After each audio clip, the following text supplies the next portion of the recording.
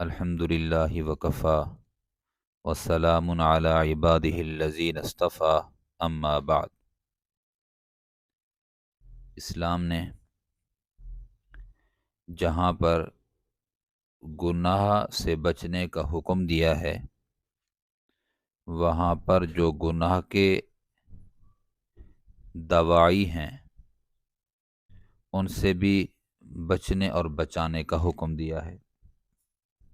گناہ ہوتا ہے اور گناہ تک پہنچنے کے جو ذرائع، جو دواعی ہیں، اسلام ان ذرائع کو اختیار کرنے سے بھی منع کرتا ہے۔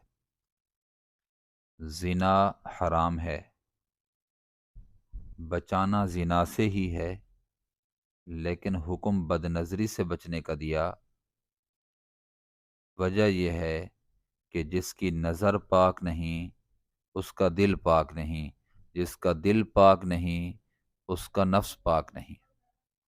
تو شریعت بچانا تو زنا سے چاہتی ہے، لیکن منع بد نظری سے کر رہی ہے، تاکہ موقع ہی فراہم نہ ہو سکے، دل میں وسوسہ ہی پیدا نہ ہو، دل کے اندر خیال بھی پیدا نہ ہو، دل کے اندر گناہ کا تقاضا ہی پیدا نہ ہو۔ تو میرے عزیزو، اسلام اتنی حفاظت کرتا ہے انسان کی، اور اتنی حد تک انسان کو بچاتا ہے کہ گناہ سے بچ جائے، اللہ کی نافرمانی سے بچ جائے، اسباب اختیار کرنے سے منع فرمایا، اس راستے پہ پہلے قدم اٹھانے کو بھی جائز قرار نہیں دیا، منع کر دیا۔ پہلا قدم، حالانکہ منزل تو کہیں پڑی ہے، اس منزل تک پہنچنے کے لیے پہلا قدم، اول قدم، اس سے منع کر دیا۔ جب پہلا قدم نہیں اٹھائے گا تو اس مقام تک پہنچے گا نہیں۔ تو کتنی حفاظت کر رہے ہیں اللہ رب العزت انسان کی، اور انسان خود اپنی حفاظت نہیں کرتا۔ آپ ماں اور باپ کو دیکھ لیجئے، وہ اتنی زیادہ احتیاط نہیں کرتے اولاد کو کسی بھی برے عمل سے بچانے کے لیے، یا جس سے جان کا خطرہ ہو، وہ اتنی نگرانی نہیں کرتے، اتنی تحفظ فراہم نہیں کرتے جتنا اللہ کریم اپنے بندے کے ساتھ یہ معاملہ کرتے ہیں۔ کہ اب دیکھیں کہ سوراخ میں پیشاب کرنے سے منع کر دیا ہے۔ جا رہے ہیں آپ کہیں، میدان آ گیا، اور شریعت یہ کہتی ہے کہ اگر آپ نے پیشاب کا تقاضا ہے اور پیشاب کرنا ہے، تو آپ کو زمین پہ کوئی سوراخ نظر آئے تو اس سوراخ کے اوپر چڑھ کر آپ پیشاب نہ بیٹھیں، اس سوراخ کے اندر پیشاب نہیں جانا چاہیے۔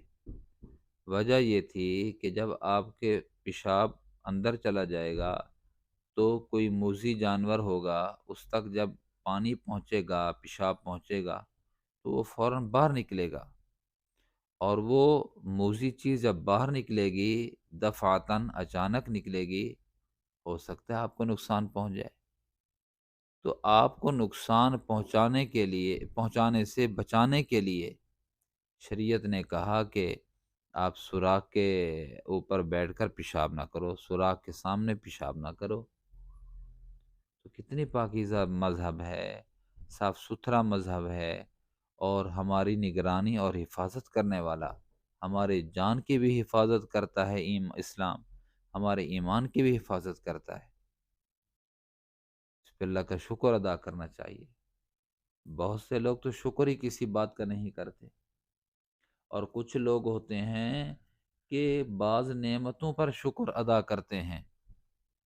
انسان کے لیے سب سے جو بڑی نعمت ہے وہ تو ایمان ہے۔ ایمان پر شکر کبھی ادا کیا ہم نے؟ سوچا ہی نہیں ہے۔ شاید زندگی میں یہ پہلی دفعہ خیال آ رہا ہو آپ کو کہ ایمان والے ہیں ہم، اس پر ہمیں شکر ادا کرنا چاہیے۔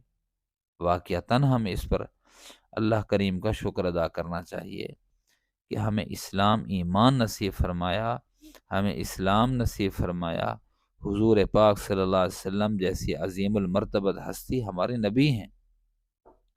یقین جانیے کہ آپ علیہ الصلوۃ والسلام کی وجہ سے ہم خوش نصیب ہیں، اور آپ صلی اللہ علیہ وسلم کی وجہ سے ہم بہت سی آزمائشوں سے بچے ہوئے ہیں۔